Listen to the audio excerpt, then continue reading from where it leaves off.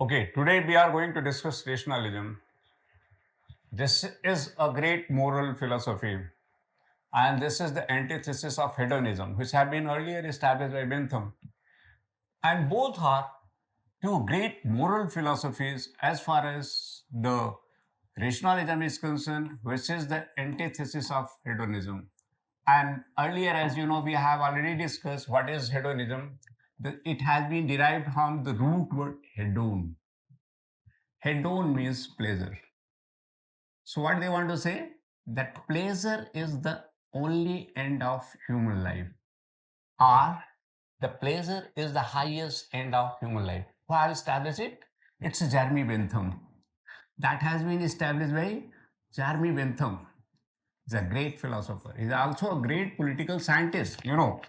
He is the man who says that one should be counted as one, neither more nor less. He has contributed in a great manner in your political thought. And also utilitarianism. This is the man who have given you the utilitarianism. Still, our democratic principles are based on utilitarian principle. So the most of the decisions are taken on the on the basis of utilitarianism. He is the father of utilitarianism, and he is also father of this hedonism. And he is the man who had derived the psychological and ethical hedonism from psychological hedonism. And he is the man who says that the nature has placed the man in between two sovereign masters, pleasure and a pain. And man is a pleasure-seeking and pain-abiding animal. So he says the pleasure is a natural object of human desire. Okay. And so pleasure is the only end of human life. And keep in mind that Bentham takes pleasure and happiness in identical sense. So for Bentham, there is no difference between pleasure and happiness. Okay. And his disciple is John Stuart Mill. And Mill has developed this crude hedonism. In fact, the Bentham has established crude hedonism. Crude hedonism means the hedonism means that the theory that talks about the sensual pleasure. Because most of the pleasure are all sensuous or the sensual. The pleasure which is obtained through our senses, 5 sense organs, are known as the sensual pleasure, from 5 senses. And Bentham has, and then Mill has refined it, but we have discussed already the hedonism. We are not going to discuss hedonism in detail.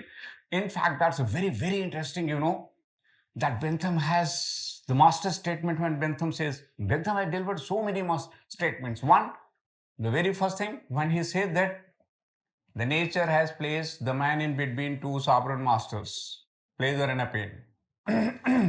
And man is a pleasure-seeking and a pain-abiding animal. Again, he has said he is the man who has also established egoistic hedonism. And he says, imagine not that a man will move even his smallest finger if his own personal interest is not involved in doing so. So that's his egoistic hedonism is very nearer to Hobbes. I think it would be a bit difficult for a beginner to understand it. Okay, but if you have gone through what is egoistic hedonism, what is hedonism, what is altruistic hedonism, what is utilitarian hedonism, what is gross hedonism, if you have discussed in detail, if you have gone through in detail, then only you can understand the difference between egoistic hedonism and altruistic hedonism. And this is the greatness of Bentham, that he has established first and foremost egoistic hedonism and could have developed it and could have converted it into altruistic hedonism. But right now we are not going to discuss the hedonism in detail. Today's lecture is in today's lecture we are going to discuss rationalism. Okay, so this is a brief introduction of your hedonism. That hedonism talks about, and Bentham is also a great hedonist. He is the man who says that the benevolence is nothing but the self-love in disguise. And you will be surprised to know that the Bentham's statement has been asked in your upsc exam earlier. The nature has placed the man in between two sovereign masters. And even the Mill's statement has been also asked. When Mill has given a contrary statement to Bentham, when Mill says that,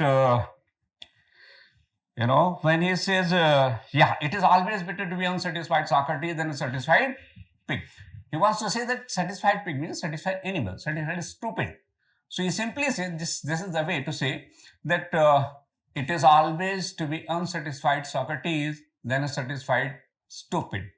What he wants to say? He wants to simply say that he has refined this hedonism, crude hedonism of Bentham into refined hedonism. Simply he has advocated hedonism, but the rational hedonism. Hedonism, but the intellectual pleasure. Hedonism, but happiness. So he prioritized happiness over pleasure. So right now we are not going to discuss hedonism. It's a very simple philosophy. Most of you understand it. It talks about the gratification of the lower self.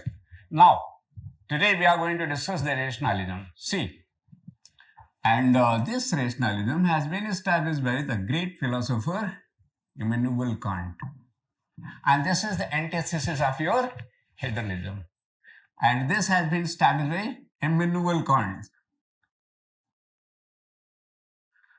This is the man. He's a great philosopher, And he's the man who have said, no. Pleasure is not the highest end of human life. It is the virtue. It is, and they have been, so for hedonism, what is the assumption of hedonism? It is based that the self is it is based on two assumptions, metaphysical assumption and psychological assumption. So as far as the metaphysical assumption is concerned, it accepts that the self is purely sensuous. What is self? They are fighting over the self. And they are also fighting over what is the end of the self. For hedonism, self is purely sensuous. And its primary work is the sensibility. So feeling, instincts, appetite, and sensibility are the essence of self. So what is the essence of self? Instinct, appetite, feelings, and sensations. So sensibility, in one word we can say the sensibility. So they prefer the sensibility.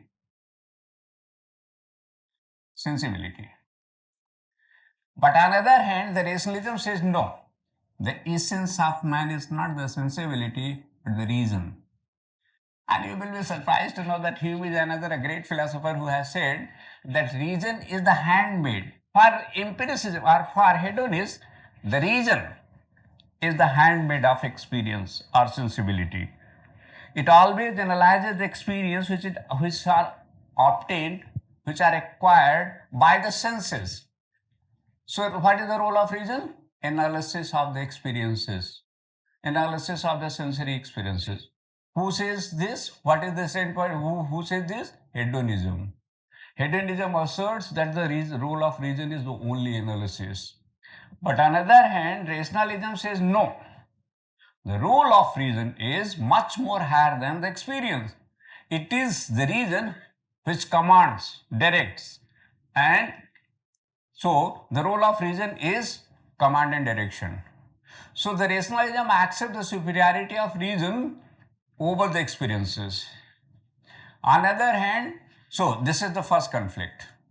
And second, it talks about, as far as the hedonism is concerned, it talks about the self-gratification.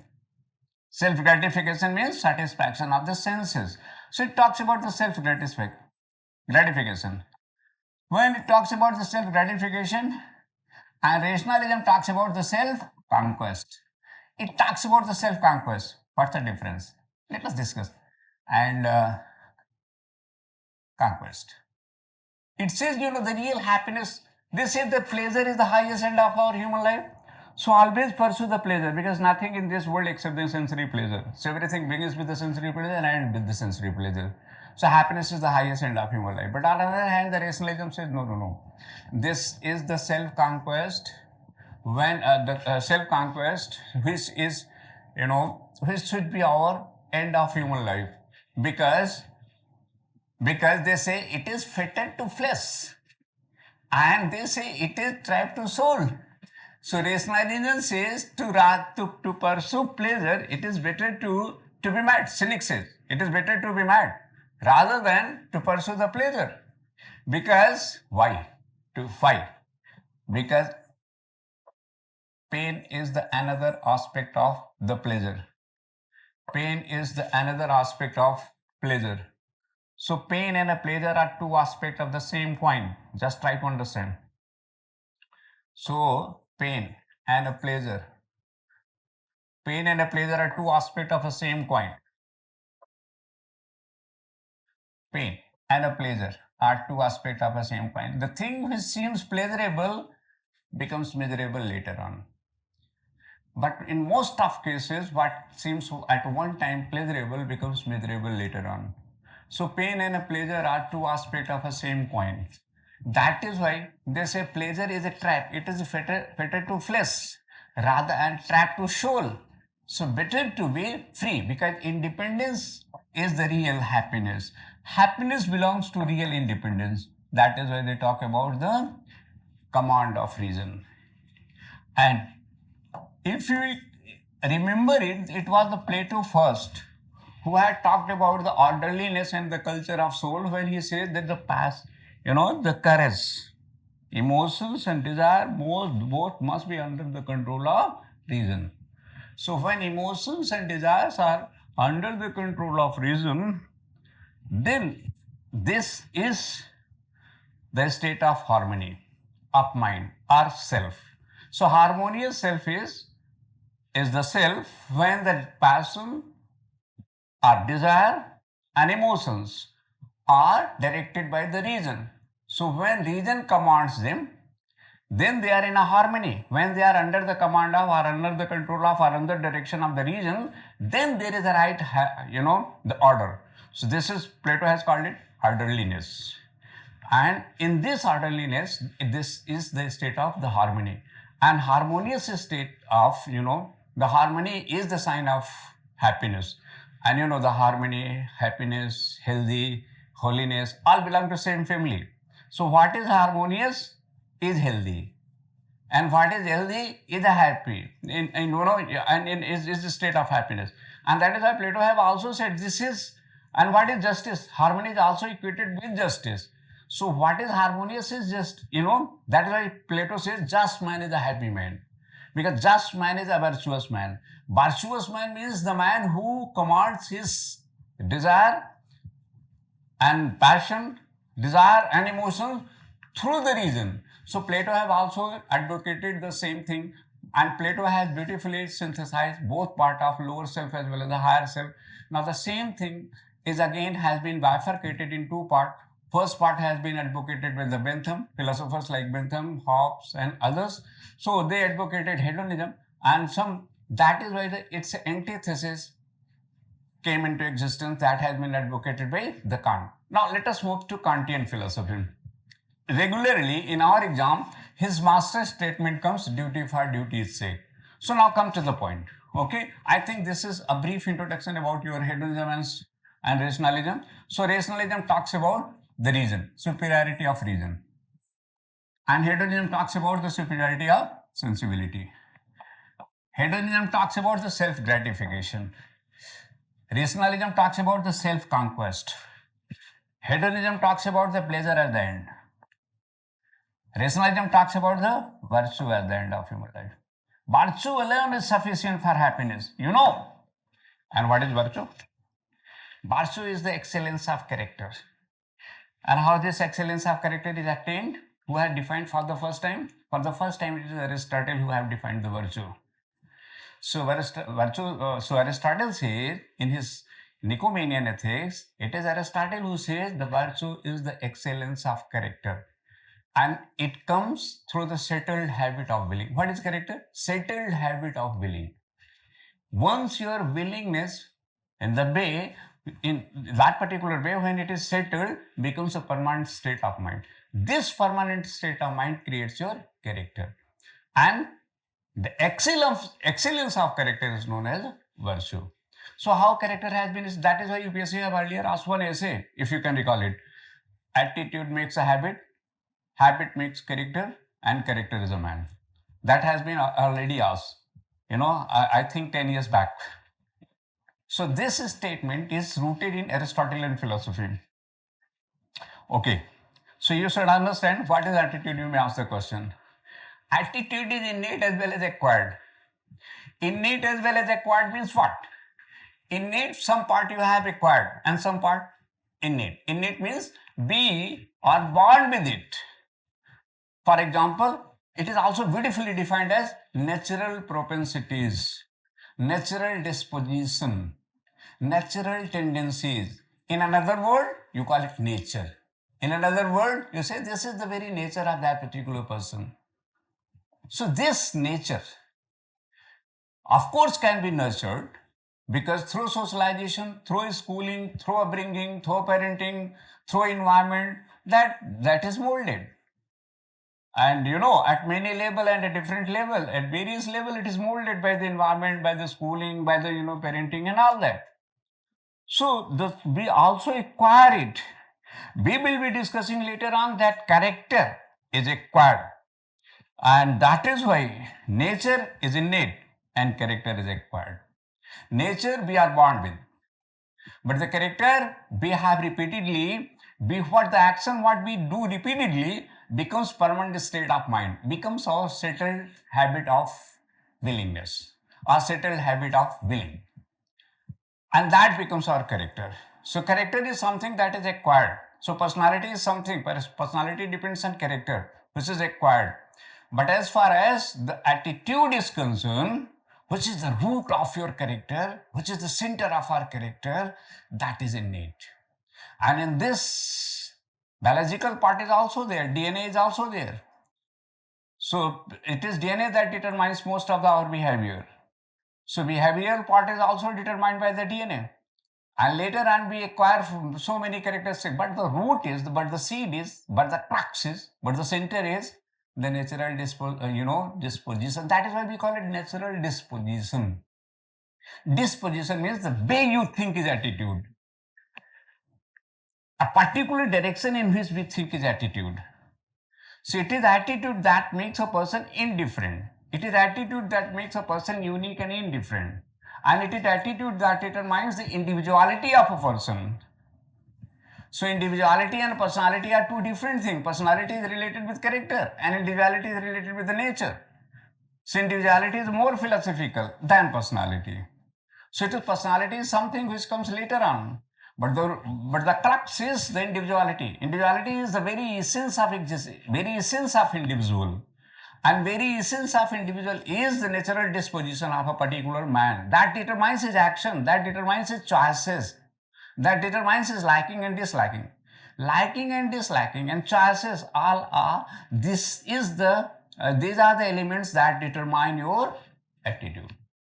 And this attitude determines your habits. Because this attitude determines your choices. And since it determines these choices, and you do the same thing, your choices you repeat because you choose the same thing, because that is determined by your attitude. So attitude has a certain choices, and that is why these choices will be repeated. Once they will be repeated, that will become the habitual way of acting, or habitual way of action. And also then that will be the character. So it is attitude that makes a habit, and habit makes a character, and character is a man. This essay has been earlier asked in your upsc exam 10 years back. You can go through your own short paper. Now come back. We are discussing right now the rationalism. So as far as the rationalism, both are the just contrast theory. One talks about the gratification, one talks about the conquest. Another talks about the conquest.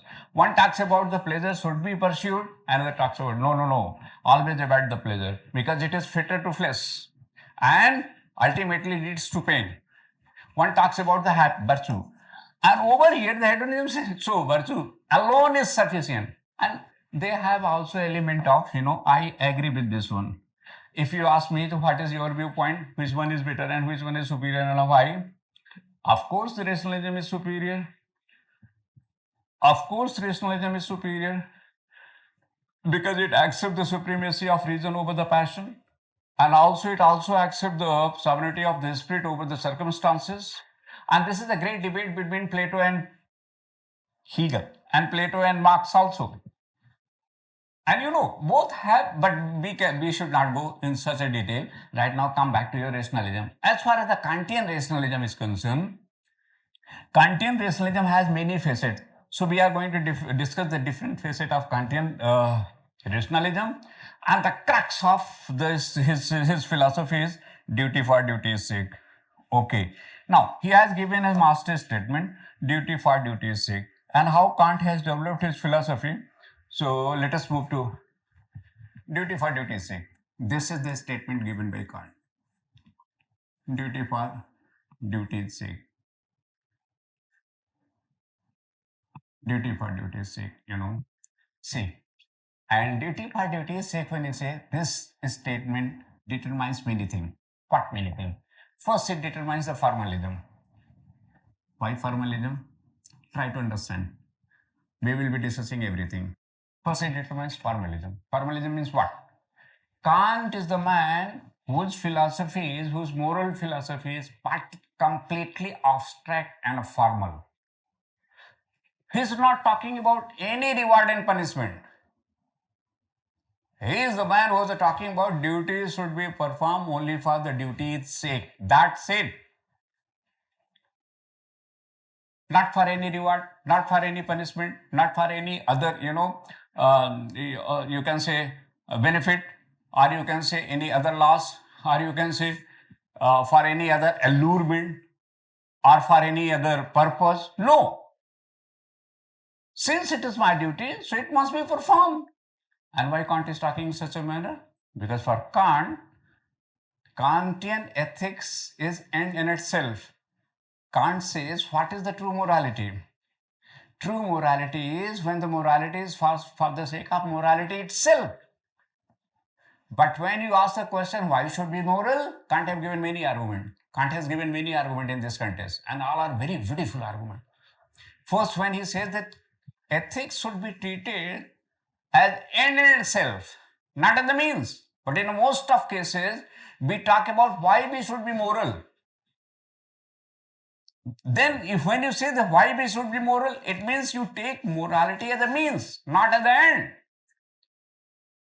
But for Kant, morality is end in itself. It's not a means. Good is end in itself. You cannot ask the question why we should be good. We should be good because this is the highest ideal. And if you ask the question why we should be good, Kant have given the answer. Kant says God has granted us two alternatives, good and evil. And good is always better to be evil. So choose good. Good and evil have their own consequences. So choose good. And Kant is against consequentialism. Kant is again teleological. Kantian philosophy is deontological, not teleological. And that is why Kant have also opposed your consequentialism.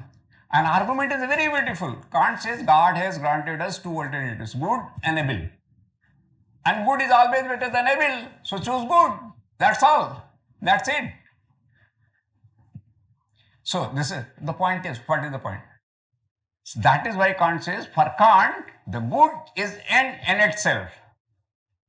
But in most of cases, so that is why Kantian ethics is deontological. Jural ethics. For Kant, the rightness is right is the fundamental notion of ethics. Yes, of course, he has also accepted good as the central notion of the ethics. I'm coming on it. We are coming. This is the formalism. Formalism means the duty for duty's sake. This is abstract morality. Not for any reward, not for any abstract morality, not for any reward or punishment, but for what? But for the principle, for the sake of principle itself, for the sake of end itself. It is end in itself. Morality is end in itself. Now I think you understand. This is the first thing. Why this is known as a formalism. And also in Kantian philosophy, in this rationalism, as you know, this Kantian philosophy is rationalism. And what are the inherent in this rationalism? We are trying to understand. The first thing is the formalism is there. Second, it is also very rigorous philosophy. See, rigorism is also there. Why rigorism? Why rigorism? Because in most of cases, we always think Kant hardly give any excuse. Kant hardly gives any concession to emotions. Oh, and it's very difficult for you, for common man or for ordinary, not you, including me also, for common man or for ordinary person to perform anything without any emotions. Kant says there is no room for emotion in morality. That's very interesting. That is why Kantian philosophy is, Kantian moral thought is rigorous, formal, and rigorous. Why rigorous? Why rigor? Why rigorism is there? Because his moral philosophy is emotionless. There is no room for emotions. Now you may ask the question, how is it possible to perform anything without emotions? Kant says this is the command of the pure reason. Duty for duty's sake is the command of the reason. And this is the categorical imperative of human reason, human mind. Why human mind gives this categorical imperative? Just try to understand. That's very interesting. Kant says, this emotion, and if you understand some great philosophy, then you know that when you are performing the only principle, when life is based on completely abstract principles, not through emotions, aversion, passion, and desire, then you are living a pure life. And this pure life is the moral life. The life commanded by the pure reason. The life driven by the pure principles. The same philosophy has been advocated by many philosophers, many schools of thought. Everyone, almost everyone is teaching the same thing. Life should be free from raga dvesha. When we are influenced by the raga dvesha means attachment and aversion. These as attachment and aversion are the main emotions, root emotions, and they are the cause of all suffering and unhappiness and struggle and conflict and all that, So when we are influenced by the raga dvesha, it means what? It means we are influenced by the emotions and deep emotions. But the life which is driven by the pure reason is free from emotions. But it seems, at a prima facie, it seems very dry, fruitless, not lucrative, not lucid. It seems very dry and very difficult to understand and much more difficult to practice. But the truth is, this is the only philosophy which should be lived. This is the moral philosophy. Later or sooner, every individual, every human being has to come, because this is the law of nature. So now come to, then that is why the third inherent point in Kantian philosophy is intuitionism. Okay, this intuitionism is also contained in Kantian thought. Try to understand how interesting it is. Kant is the man who says, and I think you understand how the true morality is free from emotions. And in my word, if you say, this is the flame without smoke. This is the flame without smoke. The command of reason, when you are living according to principle, then life becomes like a flame without smoke. Okay. And how the Kant has defined? Let me give the definition of Kant. Explanation of the Kant. Kant over here defined the true morality. How? Earlier, as over here, he has given two arguments that good is always better than the evil. Over here, the Kantian argument is good is always better than the evil. So choose good. Because good and evil have their own consequences. Good and evil have their own consequences. And the same philosophy is taught by your Rig Veda, and the same philosophy is taught by your Socrates first. That is why Socrates also said that no one does wrong knowingly. Because the person who knows it. The law of knows it, the moral principle that good and evil have their own consequences. How the person knowingly can commit the wrong? It's not possible. So I think I'm a bit fast. I'm going on a faster pace. Okay. So this is the first thing. And over here, what he has said, that's very interesting. As far as this rigorism is concerned, what Kant have said? Kant says, over here, Kant has defined the true morality. What is true morality for Kant? Kant says that true morality is the morality commanded by the reason. Point one. Point two, this true morality must be free from external as well as internal pressure. Let me explain it. As far as the external pressure is concerned, this is the pressure of society and religion. And internal pressure. The true morality must be free from external as well as internal pressure. as far as external pressure is concerned, the most of the people are moral only because there's somebody is, watching you. Then they become moral. Because they are afraid of, they are scared of, they have, society and other religion. They know that God is, if nobody is looking you, nobody is watching you, it is God. So, but Kant says any thought, any act, if it is based on the fear, is not healthy. So true morality is free from. See, this is the external pressure. There should be no pressure. It should be the command of reason. I should be moral. This is the categorical imperative given by my own reason. That is why Kantian philosophy also talks about the self-determinism. I'm coming on it. So this is we are coming on it. How Kant has criticized the determinism and indeterminism and advocated self-determinism. And Kant is a great philosopher. Just try to understand, then you can understand what is the moral philosophy. Kant is the man who is the true advocate of moral thought. Okay, so see, the true morality must be free from external as well as internal pressure. External means society and religion. And internal means what? Emotions and impulses. Over here, he is talking emotions.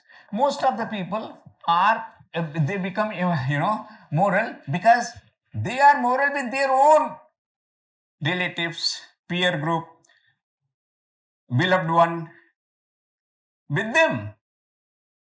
But hardly they are moral, hardly they feel any kind of pain or compassion or sympathy or, for anybody else. So is it morality? Is he moral? No. That is why the same friendship converts into enviness. The same friend become enemy. Why? The same attachment becomes aversion. Because attachment and aversion are two aspects of the same coin. You understand? If you don't, later or sooner you will be able to understand it. So that must be free from emotion and impulses. So in most of cases, our morality is based on emotions and impulses. Suddenly we feel any strong feeling, any strong emotion, and we commit a good kind word sometimes. But later we realize, we have committed wrong. Or we are very emotionally. So I think you understand. So Kant says true morality must be free from external as well as internal. It is the command of reason. This is not neither commanded by the emotions and impulses, internal pressure, nor commanded by the society, the fear of society and the fear of God. So it must be, it is a healthy, complete, healthy, analytical, rational decision given by human reason after a complete analysis. This is rigorism. And what is intuitionism? Now, this intuitionism is also contained in Kantian rationalism. How? This intuitionism is contained when Kant said, as far as the moral principle is concerned, that is already contained, that is directly apprehended. Moral principle. I know sometimes I, go on a faster pace, and it seems, and most of you find it difficult, but I know but I don't think that anything difficult. So we can, I think momentum is fine, neither fast, So moral principle, what Kant is talking about over here. Kant says as far as the moral principle is concerned, or the moral laws is concerned, or the moral law is concerned, they are directly perceived. Perceived means comprehended. Comprehended means intuitively known. So intuitionism is also contained in Kantian philosophy. Okay. And so formalism is there, rigorism is there, intuitionism is there, and deontology is there. And self-determinism. So let us discuss the self-determinism first, and then we'll come on deontology. So Kant is the man who talks about the self-determinism. So Kant is the person who have for the first time established self-determinism. Earlier, Spinoza was the man who Spinoza, Aristotle, they all have advocated determinism. Some of the philosophers had talked about indeterminism. But the Kant is the man who talks about self-determinism. Kant says this morality is something which is determined by a particular individual itself. You know, because when you are completely free, then question arises, now what you do? And your action will determine the standard of your morality. So freedom is necessary precondition for morality. And it is individual who determines his own moral principle and moral standards. So so Kant is absolutely right over this point. Nothing else determines your morality. It is you yourself. So when we are free, then what we choose, what we do, how we act, what we think, in which manner we take decision, right or wrong, correct or incorrect, moral or immoral, valid or invalid. It all depends on our own parameters, own standards. That's a different thing. Our own standards and parameters depend on some other thing. And probably you may never have examined them. That's a different case. But as far as your decisions are concerned, they presuppose certain standard moral standards. So okay, I think you understand. So this is the self-determinism. And the fifth point, what is important is that Kant have also talked about deontological. His Kantian philosophy is deontological. Deontological means what? Let us deontological means what? Deontological means Kant is talking about duty for this is the duty for duty's sake. Kant says, we should perform our duty only, not for anything else. Duty for duty's sake. Kant is the man who says his philosophy is not teleological, not for any purpose. Means the morality is end in itself. So morality is end in itself. This is for the first time Kant has established it, that morality is end in itself. Now I think you understand. And it should be. Because morality is the highest end of human life. And how it can be means. So that is why Kant is a critic of teleological ethics. And Kant is the great advocate of deontological ethics. And I agree with Kant. And your Indian ethics also, the larger part of your Indian ethics also agree with deontological ethics. We'll come on it. Okay. Now, so this is your deontological thing. And so Kant have also tried to define what is good. Let us discuss few more points, then we'll come on it. Duty for duty's sake, we will compare it with Gita, duty for duty's sake. And but before we come on this comparison, the comparison of Kant with Gita, let us discuss few more points on Kant. What is the Kantian philosophy? What is the Kantian maxims? What is Kantian, the dictums? So come, and now you can begin with the good, notion of good. It's a very, very interesting. This is the notion of what is the central point of morality? The notion of good. What is the central notion of logic? Is truth. And what is the central notion of aesthetics? Is your beauty. So all three dimensions, our soul has, our self has, you can say, the human self has three aspects: truth, beauty, and the good. Good, truth, and beauty. Beauty we read in aesthetics. Truth we read in logic. Good we read in ethics. And all three are normative science. Formal sciences. All three are formal. Ethics is normative. Logic is logical. And aesthetic is appreciative. This is appreciative, this is logical, and this is normative. It talks about the good. The prime notion of ethics is good. The prime notion of logic is truth. Because we ourselves have three aspects: cognitive, affective, and cognitive. So this is a cognitive aspect. This is cognitive logic. Truth is a cognitive aspect. Ourself has cognitive aspect. This is cognitive aspect of ourself. Aesthetic is affective aspect. This is emotive or affective, And this is cognitive. It's all about what we should do. This is concerned with the action, this is concerned with the knowledge, and this is concerned with the emotions.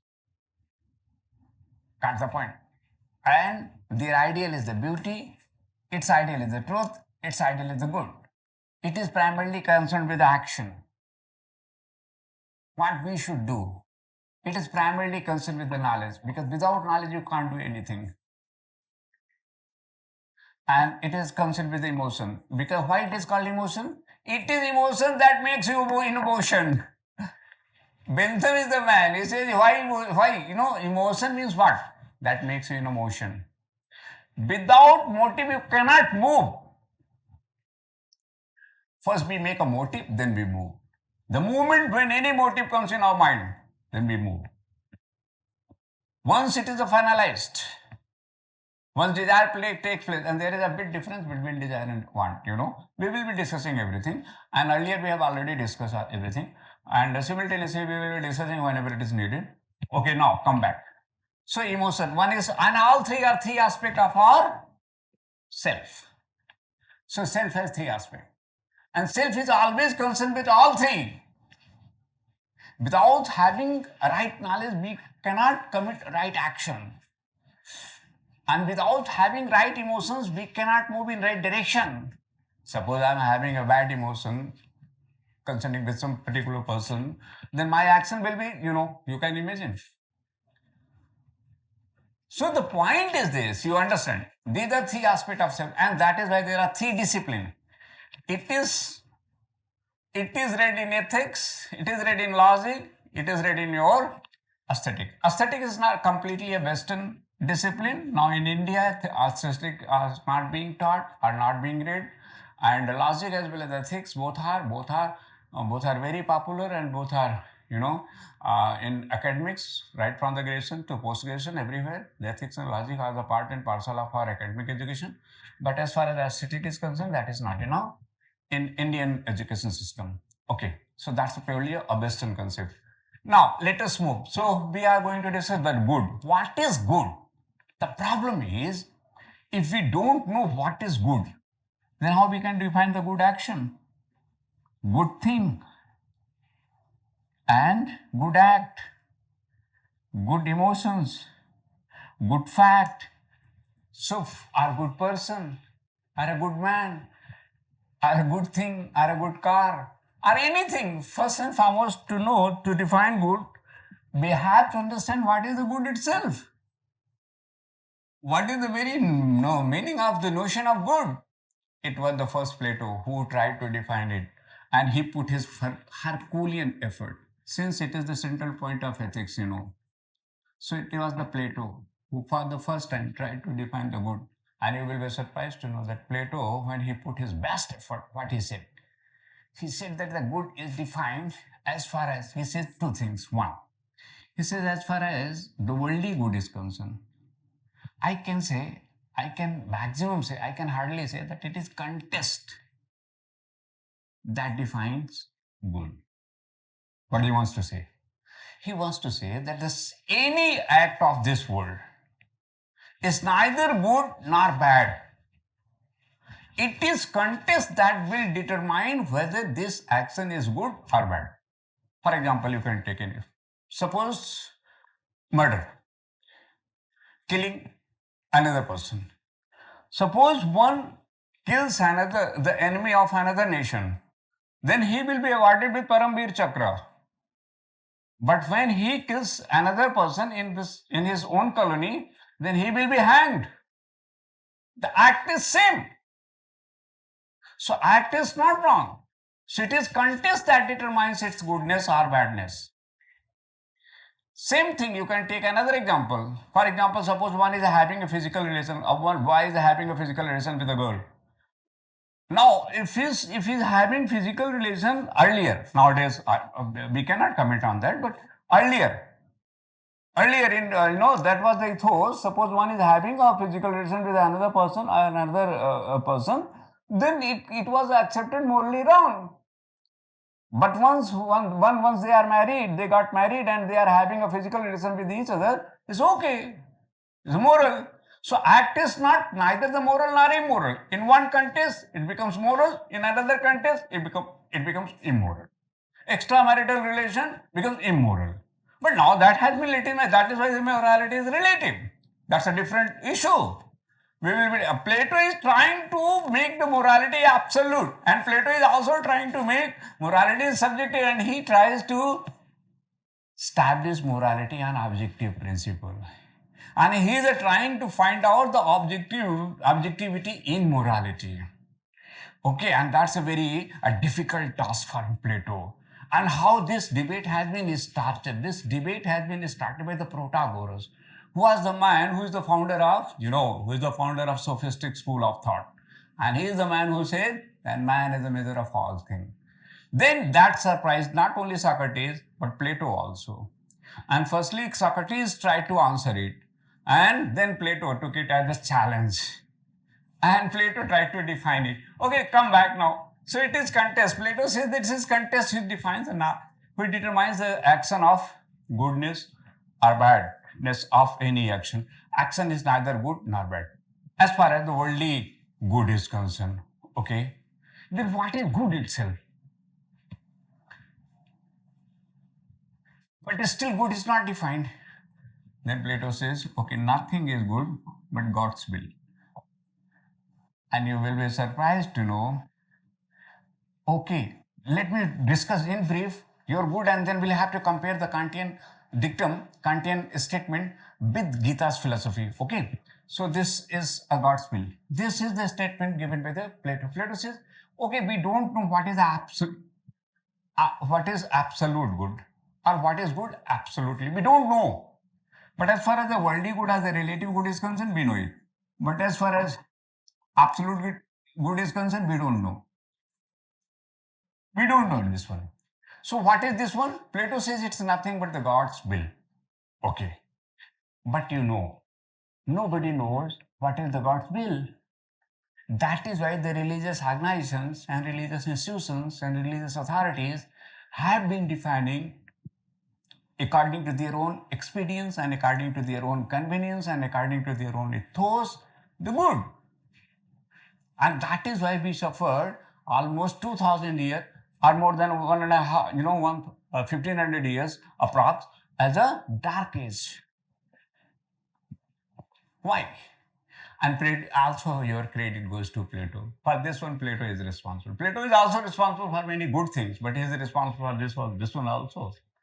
Because Plato says not, because Plato, when he finds it very difficult to define the absolute good, then finally he says, okay, nothing is good but God's will. And you will be surprised to know that Christianity has taken this principle. In Christianity, there is a statement when they say that everything happens for our own good. This statement of Christianity, of Christian religion, has been taken from Plato's philosophy. So Christianity is highly influenced by the Plato's thought. You will find many elements in Christianity which have been already elaborated by Plato in a very logical manner. Okay, so this is, Kant has taken it as a challenge. Kant says no. Kant tries to answer it because Kant says no. This absolute good, this is God's will is. Now, see what the Kant has, how Kant is trying to answer the Plato. Kant is trying to answer the Plato first thing. See, what was the case? First thing he says, as far as the contest is concerned, Kant absolutely denied it. Kant says no. Kantian ethics is, deontological, first thing. Second thing, Kantian ethics is jural ethics. And I appreciate a great thinker, Kant. Plato is the greatest one, Everybody knows the name of Plato.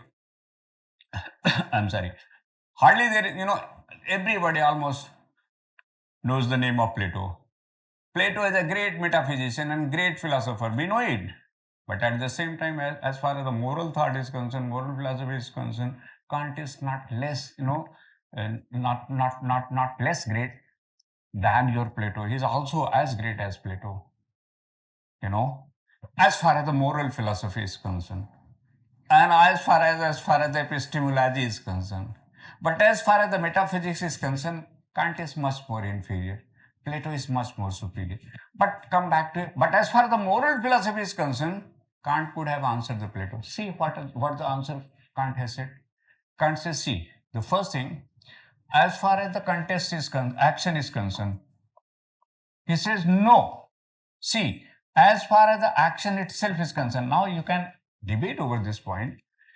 Kant says action itself is either right or wrong. Rightness and wrongness are the quality of action itself. What Kant is trying to prove? Kant is trying to prove the objectivity of morality. I think it's very early for you to understand such a great point. But okay, later or sooner you will be able to understand it. Kant is trying to prove the objectivity of morality.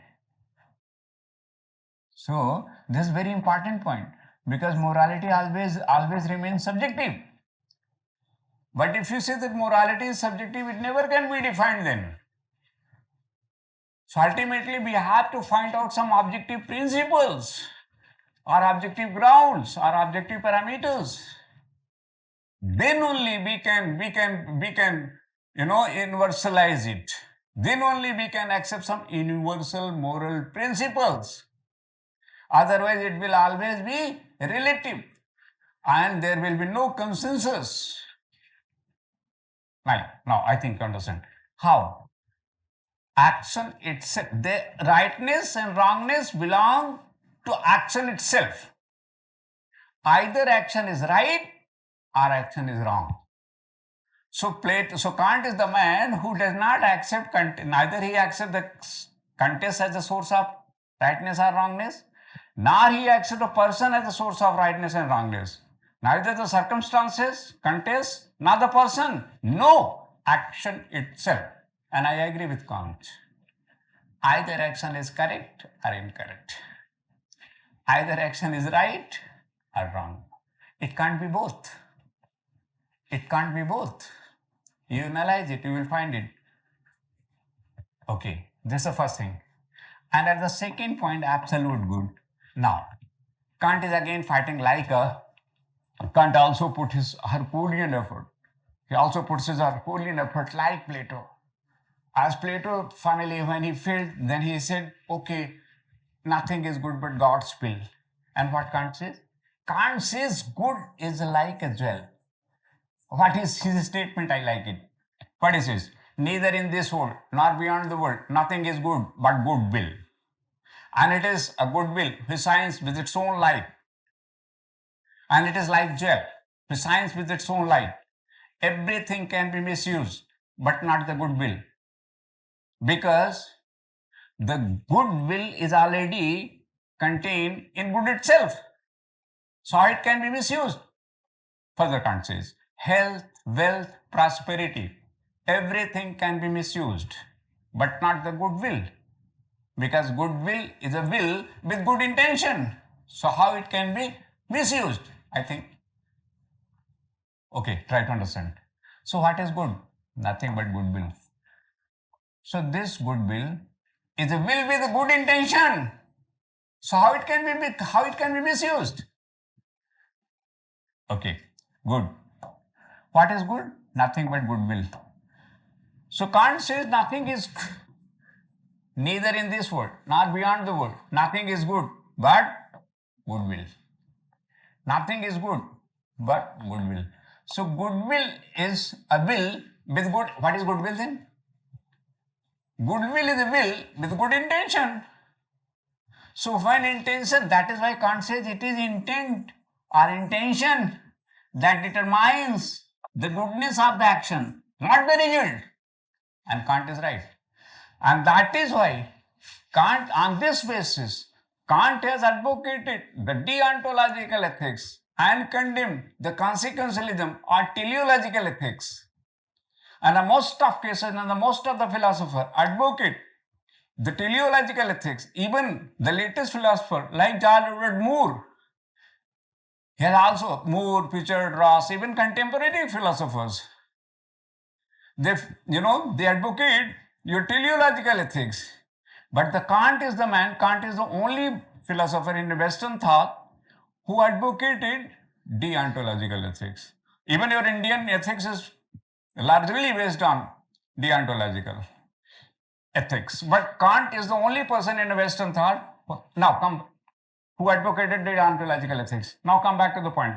So what Kant is saying over here? Kant says it is the intention that determines the goodness of action.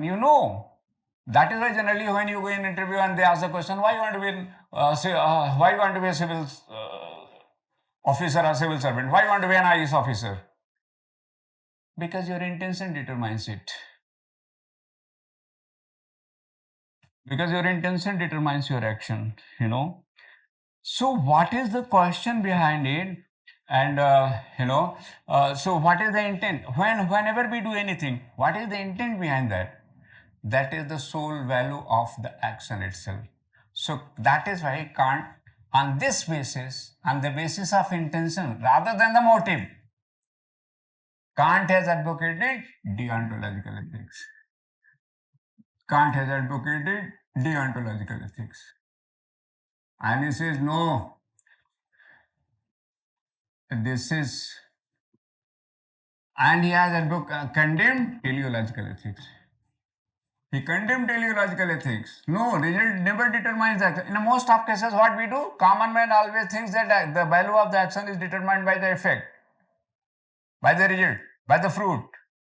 But the value of action always will be determined only by the intention, not by the result. For example, suppose you work hard, you prepare hard and you work hard. You read out almost 10 to approximately 10 hours a day, and finally you get selected. But after getting, if you have no moral values, if you have no good habits, if you have no good, if you have no virtues, then once you become an IAS officer, you will be, you might be indulged in so many illicit things.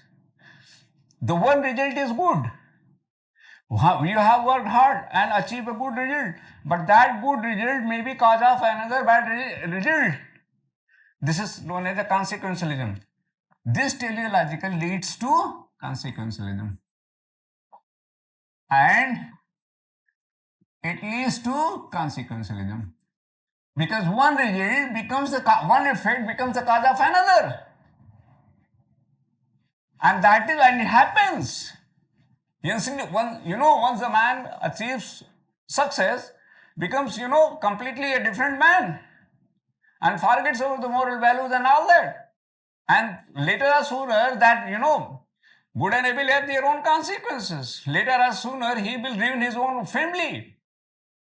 Because arrogance, he will become arrogant. He will be arrogant with everyone, even with his wife, with his family, with his, So why they are known as the values? Values are values. Virtues are virtues. Because once you lose the virtues, then you will lose slowly and gradually some other thing also. So that is why there is a place for morality. The place for morality, because once you lose the values, then definitely then one by one, then you will lose some other thing also. But at the prima facie, it seems no. I will. That is why Kant has criticized, why Socrates has been punished, just because of this reason. Because your traditional morality, as far as the religious morality is concerned, the religious morality has a double standard. It says when I perform a good action, God will definitely reward us. But when I perform bad action, God will forgive me. This is a double standard in your orthodox morality, religious morality. It is not going to happen. Means if I do something, if I commit, if I perform something good, and I expect the reward. Then at the same time, if I commit something wrong, something, bad, then I should also expect the bad results. But in most of cases, common man's morality has a double standard. That is why Socrates have said God is primarily justice rather than the kind. Okay, so this is good. Okay, so as far as the definition of good is concerned, this is the central notion of ethics. And Plato had tried, Plato has tried, and then Kant has tried.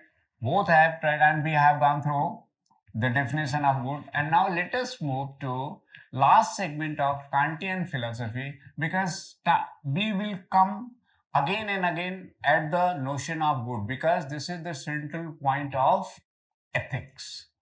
And how Kant has defined it, Kant says this is the notion of good lies in human conscience. That's a very beautiful definition. He is the man who said that it lies in human conscience. Good inheres in human conscience. And Kant is the man who says that what is the locus of our entire thought? If you examine, you will find it that we are always thinking nothing else, but the only crux of every thought, the undercurrent of every thought is nothing but the same question: is it right or wrong? Is it good or bad? Is it correct or incorrect? In one word, if you say, then it is good or bad. So good is the central point of human conscience. So man is always concerned with good. So man always, whatever he tries to do, it always tries to achieve the good. In every contest. So ultimate concern is nothing but good. Good life, good salary, good house, good car. The ultimate concern is a good. So that is why Kant says, if you examine the locus of human thought, you will find it's nothing but good. So good inhere in human conscience itself. And Kant have also beautifully defined it and synthesized it, phenomena and noumena, when he had defined the man as body and a soul. But that would be if we go in detail, that then I have to describe in detail. So this is, I don't think that is right time to go in detail right now. Kant is the man who had made a distinction between phenomena and noumena. And he is the man who says that man has also the nominal element. Phenomena means temporary. Phenomena means dependent. Phenomena means subject to production and destruction. Phenomena means appearance. Phenomena is very comprehensive term. And noumena means eternal. Noumena means beyond production and destruction. Noumena means ultimate substance. So man is the creation of phenomena as well as the noumena. So he says, and that is why Kant have also defined the man. Kant is a very systematic philosopher, highly rationalistic. He always talks about, so he is the man who defined the man. And he says that man is made of two things: phenomena and noumena, body and soul. This body is a phenomena. Why phenomena? Subject to production and destruction. And the soul. Kant says man has a soul also, spirit also. Why? Because there is noumena. And Kant have also given argument for that. Why? Because the freedom belongs to man. He's a great philosopher, He says the freedom belongs to noumena. And man has the element of freedom also. An element of freedom belongs to noumena. So man must have a noumena. This is the argument given by Kant. On the basis of this argument, Kant has accepted existence of a soul. And now what he says? He said that body is always concerned with instincts and appetites. It has nothing to do. Instincts and appetites. It is always concerned with instincts and appetites. It is always concerned with instincts and appetites. Okay, so it is always concerned only with the immorality. It is related only, it is concerned only with its own wants, in another word. There is no room for morality. But we always examine the moral action, we always examine the action of man. What does it mean? It means can't say that we have the moral, it means we have the notion of morality, good. So this notion in here in human conscience, soul and conscience he has also taken in identical sense, almost identical sense. Conscience is the faculty, moral faculty of the human mind. Okay. So now Kant says God has also given us another element. This element is intellect. Kant says both are heterogeneous, both are paradoxical, both are heterogeneous, body and a soul. Both are heterogeneous. It is concerned with the morality. And the body is concerned with the immorality, wants, appetite, instincts, immorality. It has nothing to do with the morality.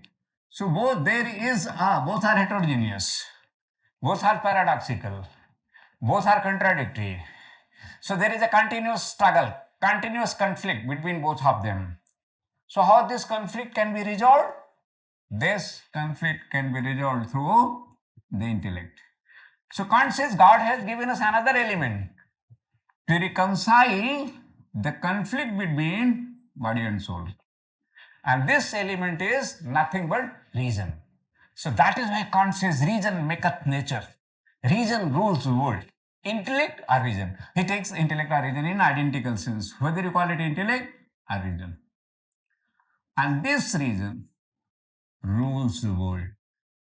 And this reason also rules the man. Through what? Through categorical imperative. So it is reason that rules the man. That should rule the man. Otherwise, when it is ruled by the emotions, passion, instinct, appetite, that is the immoral life. So when a life is commanded by reason and it's a categorical imperative, it gives us a categorical imperative. And this imperative is duty for duty's sake. We are discussing. It gives us a categorical imperative. What? This imperative is known as duty for duty's sake. Why duty for duty's sake? We have discussed. We have already discussed duty for duty's sake. Now, see, this is generally compared with the Gita. This is Kantian philosophy. Duty for duty's sake. And now it is compared with the duty for deity's sake. Who said this one? Duty for deity's sake. When we say duty for deity's sake, this is a given by, this is established by Gita. Okay, duty for deity's sake. Alright, now come back. See, duty for duty's sake. Kant over here makes a man, this is Kantian philosophy, the secular philosophy. He makes a man responsible for his own action. Man is a doer. And he is responsible for his action. And his action must be examined on the basis of moral standard. Then only it can be said whether he has committed right or wrong. So Kant makes two things very clear. What? First thing is that he makes it clear that man is responsible for his own action. Man is a doer. And second thing, on the basis of his own action, his actions should be examined on the basis of moral principles, moral ideals, moral standards. That is why he says duty for duty's sake. In this statement, Kant makes a man responsible for his own action, whether right or wrong. On the other hand, Gita says what Gita says. Gita's philosophy is not so. This action, man is a doer and his action must be commanded by the reason and he is responsible for his own action. He is responsible. He is responsible for his own action. So he is responsible, he should be commanded by reason and he is a doer. On the other hand, when Gita says So his philosophy is, his moral philosophy is secular, because commanded by religion. It is not commanded by the religion. It is not the God-fearing morality. No, free from religion. So it is Kant who has made the morality free from religion. This is the great contribution of Kant. Try to understand. Because Kant is a man who made the morality free from religion and proven its root in the reason itself. Understand? Okay. So this is, and now then it is compared with the Gita's philosophy, duty for deity's sake. Now when you say duty for deity's sake, on metaphysical ground, the Gita says man is not the doer. The real doer is God. Then what is man? Nimitta matra. Nimitta matra means what? Nimitta matra means mere instrument. Mere an instrument. So man is a mere an instrument, you know. Man is a mere device. What is mind and body? It's a device. What is man? Man is a combination of body and mind. And this body and a mind is a mere device. It had a certain principles. It works on its own principle, on the basis of its own principle. So who is the real doer? The real doer is God, because God have already programmed the man, like pigeon, like parrot, like lion, like other beings, like plants, like mango, like apple. Similarly, man is also programmed. So man does a particular action in a particular circumstances. He behaves in a particular manner in a particular condition. And that has been already programmed and determined. So what's wrong in saying that man is a mere instrument? So Gita says that man is a nimitta matra. It's a mere instrument. It's not a doer. The understanding of a doer is a false notion. Okay? So Gita's philosophy, when he said duty for deity's sake, so we should perform our action as a command of God. Try to understand how interesting it is. Gita's philosophy is the religious philosophy. Gita's philosophy is religious philosophy. You know. On the other hand, Kantian philosophy is a secular philosophy. Gita's philosophy is moral philosophy is a religious philosophy. Gita's Kantian moral thought is command of reason. And Gita's morality is command of God. We should perform our action not as a categorical imperative of reason. No, categorical imperative of God. So our morality is religious morality. Kantian morality is a secular rational morality. Kant makes a man responsible, and our philosophy makes a man a mere an instrument. Okay, so what are the consequences? If you compare both of them, then what do you find? And how we compare both of them? That's very interesting. So this is the command of God, this is the command of reason. This is the categorical imperative of religion or God, this is the categorical imperative of reason. This is a secular philosophy commanded by man, human reason, and man is responsible and man is a doer. So man is responsible for his own action. On the other hand, over here, the religion, your philosophy, moral thought is based on religion. It's a orthodox morality. It is also known as orthodoxy morality, religious morality, traditional morality, conservative morality, morality which is derived from the religion. So, okay.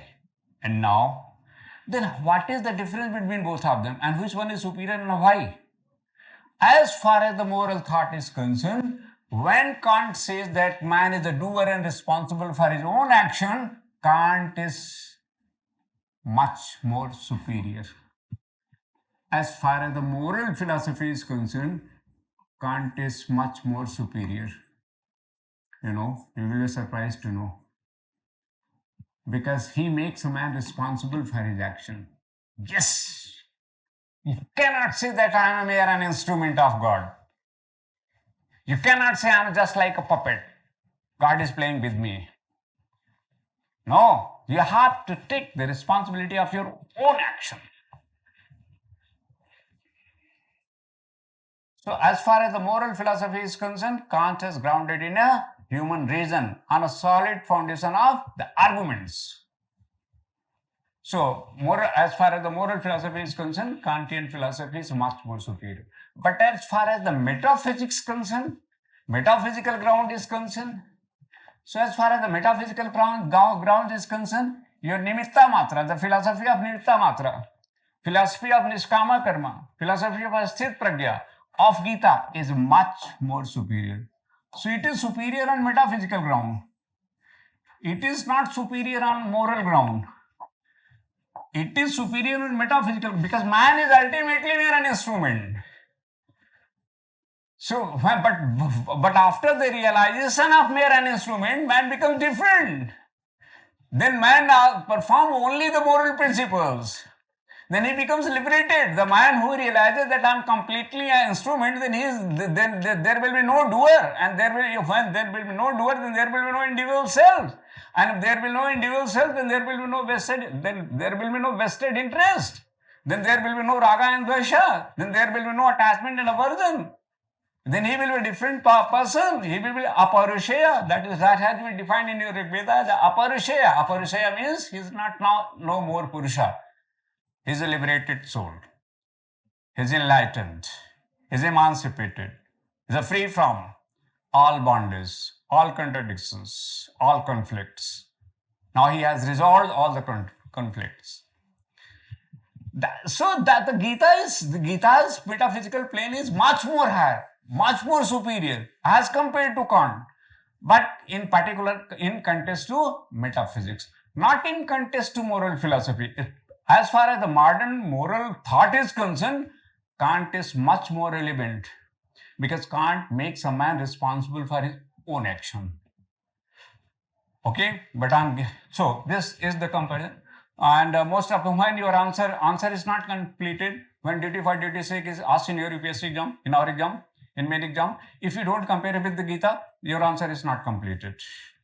Your answer will be completed when you compare with Gita and you point out it. Then professor understands, think that he has a complete understanding and he knows the thought, and he understands the dimensions of and the consequences of the thought. Then you can expect the higher marks.